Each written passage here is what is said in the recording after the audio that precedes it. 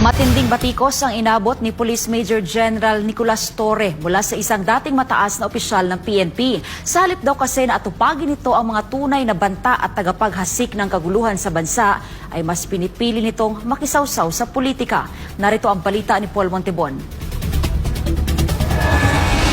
Isiniwalat ni retired Police General Fillmore Escobal ng PMA Zambezi Class 1991 ang umano'y lantarang pakikisangkot ni Torre sa politika. Sa halip na ituon ang atensyon sa tunay na banta sa bayan, ang CPP-NPA-NDF. Ayon kay Escobal, tila inaabuso ni Torre ang kanyang kapangyarihan habang nakapwesto sa pambansang pulisya, partikular na sa pagsupil sa mga kritiko ng Administrasyong Marcos Jr. at sa pagtatanggol sa mga itinuturing niyang political masters. Imbes na tutukan ang paglaban sa insurhensya, binigyan diin ni Escobal na mistulang mas inuuna ni Torre ang pakikisangkot sa politika. Giit niya, ang CPP-NPA-NDF ay patuloy na lumalakas at pumapasok hindi lamang sa mga barangay, kundi pati sa mataas na antas ng gobyerno, kabilang na ang Kongreso. Dagdag pa ni Escobal, sa mga ginagawang aksyon ni Torre, hindi maikakaila na siya mismo ang nagdadala ng kahihiyan at kasiraan sa buong hanay ng PNP. Pinakahuling kontrobersiyang kinasasangkutan ni Torre ang pagsalakay ng CIDG operatives sa bahay ng kilalang political vlogger at digital content creator na si Ernest June Abines noong Pebrero 22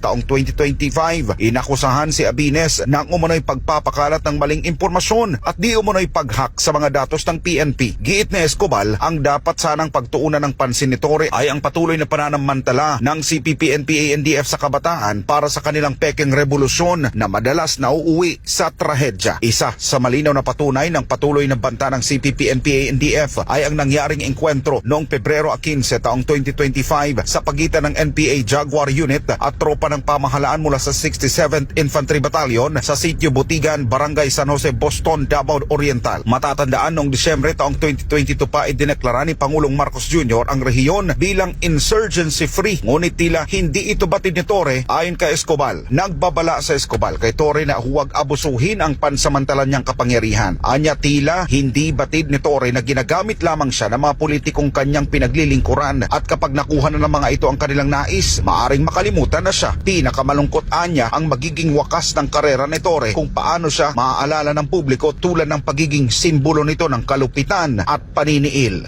Para sa Diyos at sa Pilipinas kung mahal, nag-uulat Paul Montebon, SMNA News.